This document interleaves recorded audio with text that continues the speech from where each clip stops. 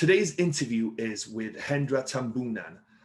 Hendra started investing in real estate in single-family homes and built a portfolio of 10 single-family rentals, all in different markets, which was interesting in itself. But then he scaled up into multifamily, and he talks about why that was and why he wanted to invest in multifamily, along with then getting to 4 properties in the Dallas market, 2 as a GP, 2 as an LP, and then he went on to buy 2 properties in Kansas City. So he talks about how he did that, why he was a GP, why he was an LP, and a lot of good stuff shared in today's interview. So you want to stick around for all of that.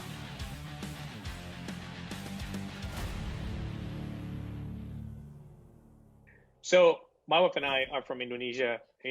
We came as foreign students. We enjoy the luxury of not having to worry about student loans. And we want that same benefit for our son. So when he goes to college, he doesn't have to worry about student loan as well. So we start shifting from that passive income into a college fund for him. But as you mentioned, that it's not scalable fast enough, because if every 2-3 years we're going to buy another property and buy another property, it doesn't scale up fast enough. That's the reason why we are start looking into multifamily too, because it's a lot faster to grow that way. Yeah. Why do you think that is? Why is it easier to scale up with multifamily for people who don't know or might not understand?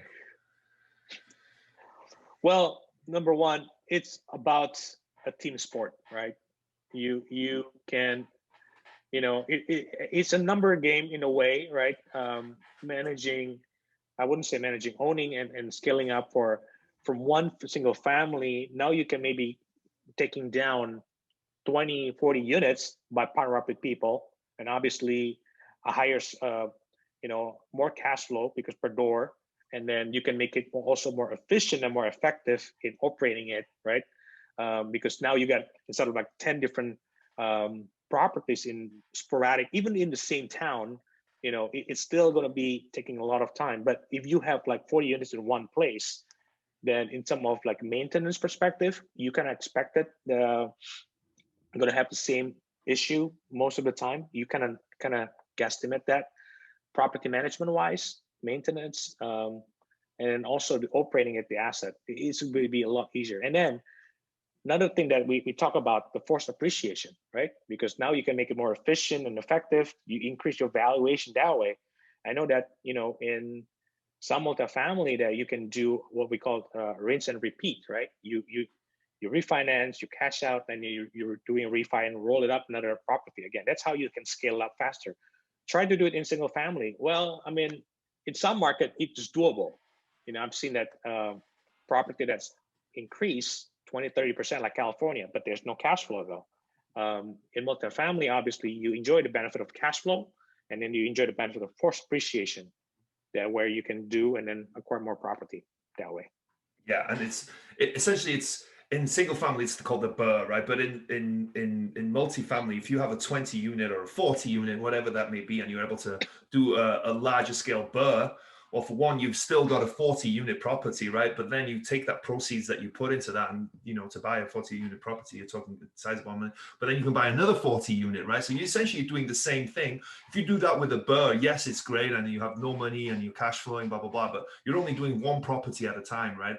So to take, how many can you do at a time? You might be able to do one every 6 months, right? So to get to 10 properties, right, you're talking 5 years, right? Whereas you can do 1 40-unit property a year in a BRRRR, maybe even quicker, right? So, it just shows you how quickly you can kind of grow this. And another thing I think is a reason that helps is that cool thing about multifamily really lends itself to bringing on limited partners, right? And syndicating deals, and everyone joining in and everyone getting that. You have a big piece of the pie that you can share out. Whereas if you buy a single family home, it's hard to share that out. It's a small pie, right? You can bring on partners, but you can't bring in a group of partners. And I think that as well allows you to scale so much quicker, I think, in multifamily. Yeah, that you brought up a very good point, though. I coined a term called competition, right? Because, in single family, let's say you and I are eyeing the same property, you're going to be competing, and that's it. Either you win or I win, and that's it. Now, with the multifamily, you might be get a deal because the seller like you better. They give you a contract, but you might be having a partner. We can be partner up also in that deal together. That's the reason I said, like, there's no really a true sense of competition in multifamily, because you might be competing in one aspect, but there's also an aspect of you working together also, because the pie is and it's very big to be shared. Yeah, yeah, you can share it. Yeah, I love that. I love it. What's the phrase you coined? Co-opetition. Instead of not competition, co-opetition. Yeah, I like that. I like that. What was your what was your first venture into multifamily? Did you go as a limited partner? Did you go straight in as a general partner? So I was fortunate enough actually joining as a GP, the first deal. Okay. I was through networking, and I was stumbled upon a guy that's actually just recently closing a deals. It's 348 units. I was like, hey, that's pretty cool though. Is there anything I can do to get involved? And it's like, yeah, as a matter of fact, you can. I mean, we're actually racing for CapEx reserve right now. If there's something that you can help, maybe I can consider you as a GP. It's like, cool. And it was quite a nerve-wracking experience, because that's your first deal, and then you got 348 units, and then you don't even know, you don't know what you don't know, right? And then that's how I got started though, huddling with all my families, and there's no investor list or anything like that, just getting them, like, explaining, why multifamily, why this property, why Dallas is a good area, and then why it makes sense, and then that's pretty much our first experience as a GP for that deals. Oh, very cool. Very cool. Yeah. And how did that conversation go? Was that a challenge?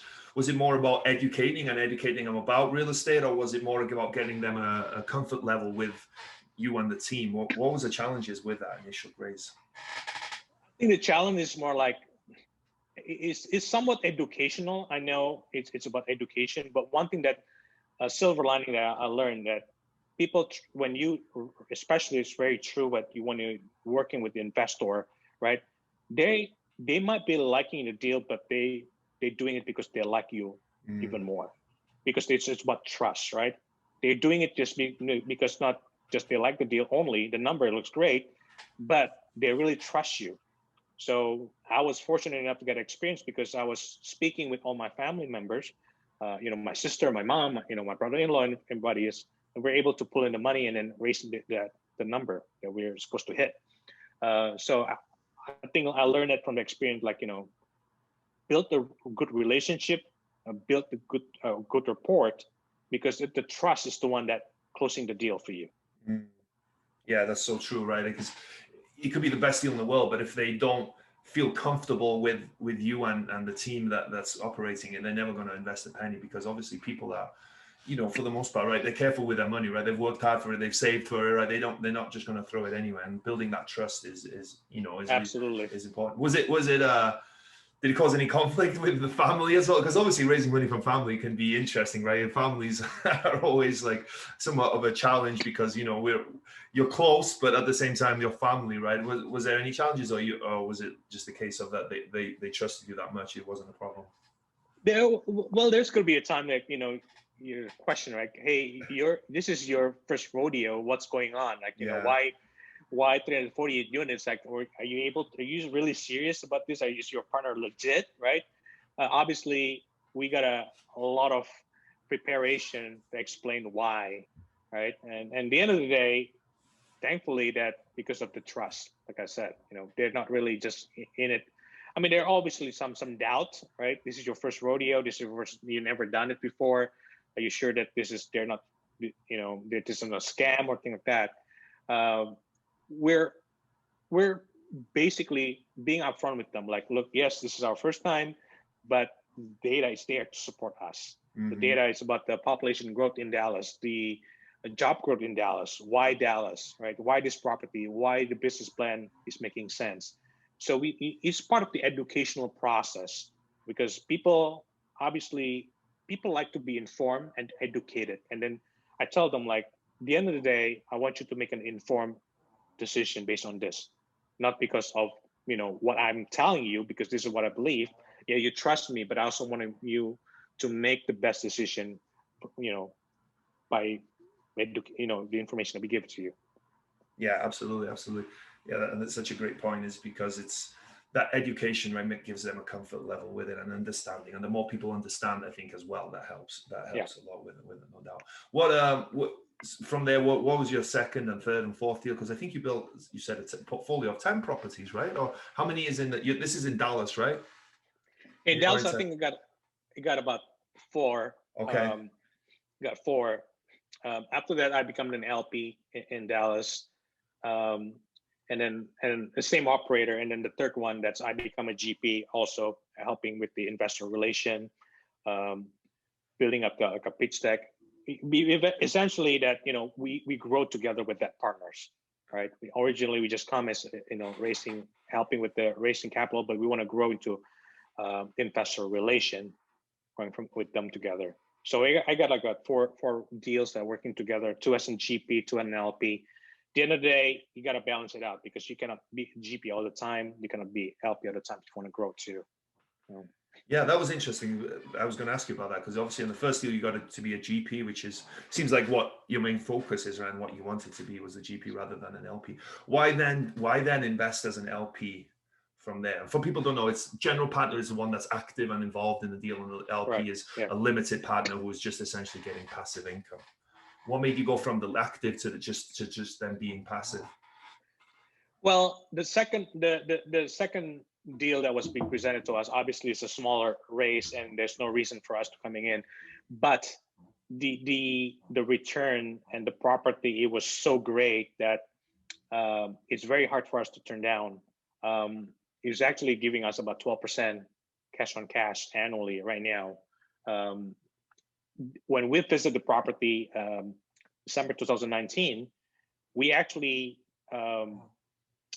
got a chance to take a look at it. All the plan that we were planning to do for Insight, they couldn't execute that just because the property is just like selling like hotcakes. The leasing agent just keep receiving a phone call like, hey, is there any vacancy? Again, this is in Dallas market. It's that's pretty hot market, but this is a suburb of Dallas though. So yeah, I mean, for me, the way I see it, like, hey, I wanna grow. And I also want to learn, but at the same time, if this deal is very good, I'm not going to say no to, take the opportunity of that one. So that's the reason I took that as an LP position.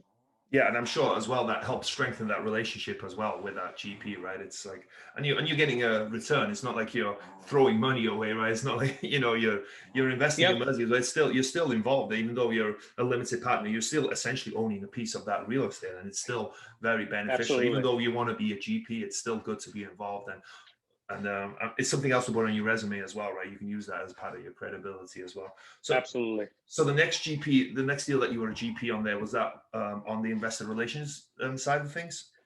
Yeah, that was a funny one because I was working with the broker here, and then he's trying to open up a relationship. He's new to the brokerage firm, the Marcus and Millichap, and he offered me to like a deal in California. It's like, I'm looking for in California.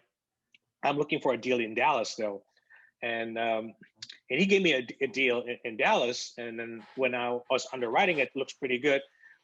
Ready to send it to my partners, the operator in Dallas, and then actually before I even sent it, they call me. It's like, hey, we got a deal under contract right now, and then would you be interested to work together on this one? I was like, sure. And then he tell me the property names, and like, wait a minute, this is the same property that I just underwrote.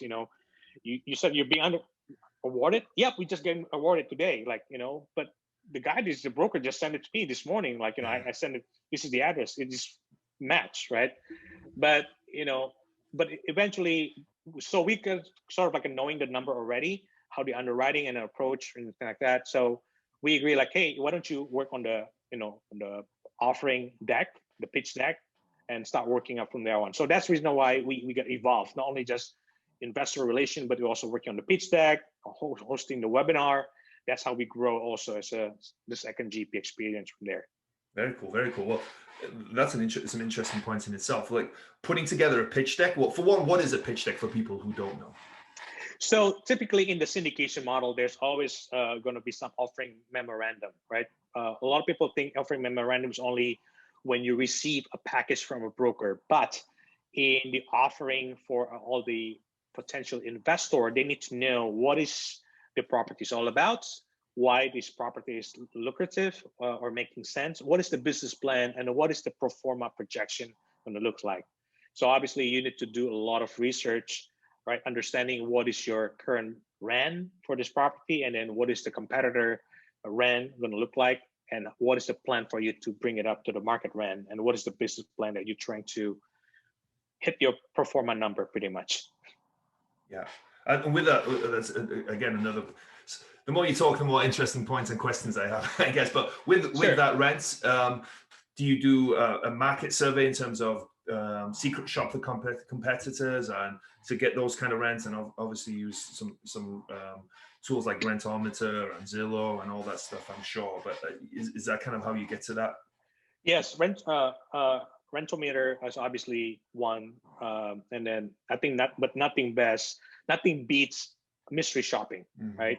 I think we like to do mystery shopping, especially my wife now. She's just calling and then asking people like, hey, depending on what kind of tenant base that you want to do, and then she's pretty good at it right now. She's just calling like, oh, my girlfriend and I are going to move to this area. We're looking for 2-bedroom, but we're not really sure, but because 3 of us, we're going to get 2-bedroom or 3-bedroom. Can you tell me a little bit more about your area? Tell me more about your location. What's appealing for people to come to move into your property. And you're going to hear a spill, right, from the leasing agents typically, like, oh yeah, our property is so good because of, we got a hot tub, pretty close to Walmart or whatever it might be, right? That's how you learn about competitors. And that way then you can position like, okay, this is how we're going to execute our business plan for our properties. Yeah, that's interesting. Yeah, you have to play a role of an actor a little bit as well, right? So if it's a C or C minus property, you don't want to sound too fancy, right? And then if it's a B plus, you don't want to sound, you have to play that game a little bit, right? I've called some rough places sometimes, and I'm like, oh, I didn't sound rough enough on that phone. They're never going to believe that I'm moving in or whatever, things like that. But the reason that's so important is, right, more than looking at Rentometer or trying to look at Craigslist, Zillow, whatever, apartments.com to compare it, is that you want to know what amenities I have. You want to know, sort of get a feel for the property, right? How is the property management? If they're super nice and they're responsive, or if you call 5 times and don't get an answer, it gives you an idea about that property. And because you want to get the best comps that you can for that property, right? Because that's what's going to drive your pro forma. That's what's going to drive your business model. And if you get that wrong, if you think you're going to get $150 rent bump and you only get a $50 rent bump, well, guess what? Oh yeah, you're in a lot of trouble, right? Well, yeah, not to that point also, right? We want to make sure that we're comparing apple to apple too, right? I mean, if you are 1980 built, only 50 units, you don't want to call somebody that's like in the year 2010, which is a newer build and in 200 units with all the fitness center, media room, media theater place, right? You don't have that. They can bump it up to $1,000 for 2-bedroom. You're going to be probably going to still stuck at 700 just because you don't have the amenities. You can bring it up to 1,000, but nobody going to go to your property. Everybody going to go to the newer properties for that reason. So you want to make sure that you're comparing apple to apple, and then at the end of the day, you want to execute the business plan that works, and that's the reason why mystery shopping is very important too. Yeah, for sure. And you also mentioned the webinar, that you kind of took charge of a webinar. What goes into putting a webinar together? Because people, I'm sure people that turn up for a webinar, just as an investor, they just see the webinar and they see the presentation that you have on that property and your business and all the, all the pro forma and the numbers that go into that. But in terms of making that presentation yourself, how much work goes into that, and what does it look like? Man, it's a lot of tears and sweat. And blood maybe as well, even, right? Maybe internal bleeding. Yeah, maybe internal bleeding too. Well, obviously, because you got to look it up the numbers, right?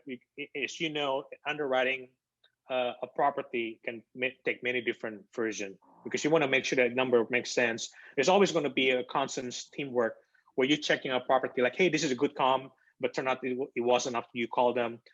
Based on that kind of number, you start looking it up, how we can reposition. And then again, you validate your business plan too, because there's going to be various number that keep revising, changing, because there are people that are doing underwriting and they have to update it with the number, the correct number, with the updated number. And there's also people that may be helping with the lending, financing side, like, hey, numbers switching a little bit, we have to come up with, a higher number to raise now because the rate crawling up, right?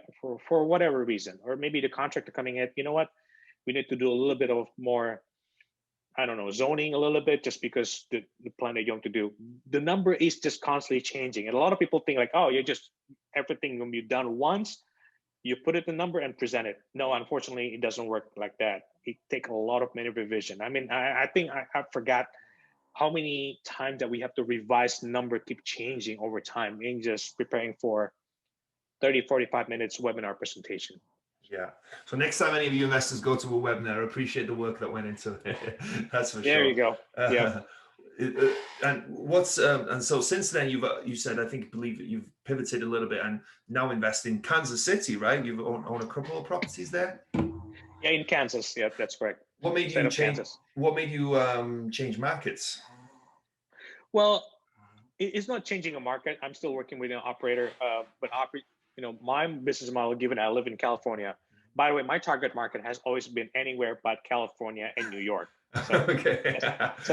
so when the opportunity presented itself, like, we met somebody through networking, and then he felt like, hey, if you're thinking about Kansas, like, sure, if the number works, makes sense, let's do it. And it's just a journey, right? It doesn't happen overnight. Like, nobody approached you like all the time, like, hey, I got a deal, come work together. It's always going to be through partnership, vetting out, field, if there's any chemistry happening. And it just clicked for us to pursue that. And then we're fortunate enough to get landed a deal. There's actually two deals. One's actually in it's a loan assumption, so it takes a little bit longer to close. And we find another deal, smaller one that we're JVing, that we find it a little bit later, but able to close earlier too. And that's the two deals that we've been working on in Kansas recently. Very cool, very cool. Congratulations. What for people who don't understand, what is a loan assumption?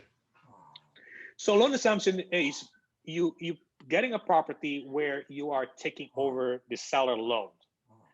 As lucrative as it sounds, it's actually very intensive process though, because it's like a marathon. If you feel like closing a commercial itself on a normal transaction is going to take you typically about 3 months, our loan assumption acquisition took us about 8 months to close. So yeah, it's a marathon. So if you have a faint heart, don't do it. Why does it take longer? What causes that extended period? Many times just because you need to work with the seller and also the lender in this case, right? The lender obviously have a vested interest in the property because that's their collateral. They want to make sure that whoever going to take over the property, number one, is being vetted and qualified and able to continue to see the property to perform at that level they expect it to be. So that's kind of you probably hear about it takes two to tango. This one like take three, whatever it might be, maybe a trio, Yeah. So that's the whole idea, that you make sure that the seller is agreeing that with the timetable, you coming as a buyer, you're qualified and you have the appetite and also the qualification to take over, and the lender agree with that one too. So that kind of would take a little bit longer. And is it harder to qualify for a loan assumption, or is it just the same pretty much as any loan? It really depends. It really depends on the lender, right? Because obviously they already have set the criteria. So it's not like new acquisition where you probably can work with the bridge financing or a community bank, and then you refi to agency debt after you stabilize. Here, in our case, we are working with the agency lender. So obviously the set of expectations already set high enough that we make sure that they already, perform at a certain level before the transaction can be took over. Yeah, and for people to understand why would you do a loan assumption? Why wouldn't you just buy with a brand new loan and take away all that headaches and just do it the regular way? What's the purpose of doing a loan assumption? So this one is actually a very stabilized property, but if we're gonna take a new one, a new loan, it comes with the yield maintenance. The yield maintenance is not pretty cheap though either. It's going to be an additional $700,000 that we have to pay up front. So now, given that high amount, and obviously if you come in like that, the deal won't work. The number doesn't make any sense at all. Your return is going to be diminished easily. But these are great properties. I mean, we don't really have any issue to filling it up, the properties, right? So we have to take the loan assumption approach and work it out the number to make it work. Right. For people who don't know, the yield maintenance is what the payment penalty, prepayment penalty. Yeah, exactly. Is what the lender will put on the loan so that they know that they get a certain amount, because obviously lenders, they're making money on they're making up some on the upfront fees, but also on the interest as well. And they want to. It takes them a certain amount of time to make that the yield that they're required that they need to sell on that loan. Correct. To investors. So that what they do is a lot of times is they'll do like a yield maintenance or a prepay penalty. They call it a prepay penalty, where if you're getting out of that loan in less than 5 years, for example, you might have to pay. It can vary. It can completely vary depending on the loan type, but it could be 1%, 5%, but that could be a significant amount. Like you said, I think on this one you said it was 700,000, right? So then for you to buy it, the seller's not going to eat that, right? The seller's not going to say, hey, I'm going to eat 700,000. So if you want to buy it, you've got to say, hey, okay, we're going to eat that. And like you mentioned, when you're paying 700 grand on top of whatever else you're paying as well, your returns are going to be killed pretty much, and it doesn't make the deal work. So you can go in and assume the current owner's loan, right? And that's another cool thing about commercial, right? You couldn't really I don't think you could do this in residential, right? You can't go to the bank and say, hey, I'm going to take over Mrs. Jones's loan and the loan's now going to be in my name, right? No, in commercial, you can do that and the loan will be in your name. And I guess the other added element to this as well is, I'm guessing, did you need a supplemental loan on top of that? Or were you just... we just take it as is right now. Okay. Also, that's great. Yeah. So you essentially bought it for what the loan was essentially to get then. Yeah, plus the differences, right? That we have to create. Yep, correct. Okay. Yep. Okay. Very cool. Very cool. So what's next for you from here? Is it just continue scale and continue finding good deals either in Dallas or in Kansas City, or are you looking at other markets? Are you looking at other potential partners? Yeah, well, for us, obviously right now, we continue looking for deals. We want to expand. We just want to keep the deal flow going right now. But the intention right now, for all intention purposes, we want to repositioning it, the two properties that we just recently closed in Kansas. Because a lot of people think like, once you got, the goal is to acquire properties, but you and I know that's only the beginning of the journey. The hard work begins after you acquire it. You need to reposition them, right? That's where asset management becoming very key, because that's how you make sure that all your business plan can be executed and how you plan it. And project planning becoming very important, because you have a plan that you want to do, then how you want to execute it. Yeah, well, that's how money we make. Well, you have a full-time job, right? So how many hours a week do you think outside of your W-2 job do you think you're spending on this? I can say that I have two full-time jobs, right? Obviously a W-2 job and then also an investor, because I do it before I start working and then after I'm working. That's pretty much been the day and the week for us. Fortunately, my wife doing it is full-time as a real estate investor, so she helped me. And then also, one great thing about multifamily is a team sport, right? Mm-hmm. You don't need to do everything by yourself. You got a team that work together. You might be someone else who could be boots on the ground, helping as investor relation, or asset manager, right? There are many things that you can work together as a team. Yeah, very cool, very cool. Well, man, he's shared so much great insight today and so much great information. I think, and a ton of stuff that people can learn from, and stuff that people maybe don't realize either, that goes into running and operating and being successful in multifamily, right? So I appreciate you sharing all that. But as this show is called Wrestling with Real Estate, I like to incorporate some wrestling related real estate question. And the first question is, what would your wrestling name be? Man, I don't know. Maybe Kung Fu Panda. Okay, I love that. That's really cool. Every wrestler has a special move. What is your special move in real estate? So I feel like my superpower is just connector. I like to connect with people. I mean, if you want to learn more about multifamily, feel free to connect with me through Facebook or Instagram, or just reach out to me. I'm here to help. I mean, I am where I am today just because somebody invested their time to me, and I want to pay it forward too. I want to help other people that want to get started in multifamily, want to get going. If I don't know the answer, either I can look it up or I can connect you with somebody else who knows about it. Very cool. Very cool. Yeah, very cool. What's been the biggest body slam you've taken? So the setback that you've had, do you think? Setback. I would say that I consider myself as a real estate entrepreneur. A lot of people think like, oh, it's a real estate entrepreneur. Deal is always going to be flowing all the time. There's going to be a day that you feel like you wake up like, you're really pumped up. There's also going to be a day that when you wake up like, what the heck am I doing today? Why things so slow? It doesn't work out like what I expected to be. So, for me, that is always the struggle, the setback, because there's going to be a day that, whatever you expected, the deal that you expect the numbers to pencil out, or even the deal that somebody else promised you, like, hey, I'm gonna have a deal. Sorry, it didn't work out, anything like that. It just happened. For me, the setback is just you gotta be constantly looking at the positive vibe on a daily basis, because if you're looking up on your surrounding, it happened most of the time than ever, as in your journey as a real estate entrepreneur. Yeah, and it's a long game, right? It's like there's going to be highs and lows, and through the lows, you've just got to know that you'll get back to the highs, and it's not always roses, right? But in the end of the day, you're investing in something that you believe in and something that's going to improve you and your family's future. So you just push through those hard times and enjoy the good times, I guess. Yep, absolutely. So was there a moment that you were standing on the top rope getting ready to jump, but you were too scared? What was it and how did you overcome it?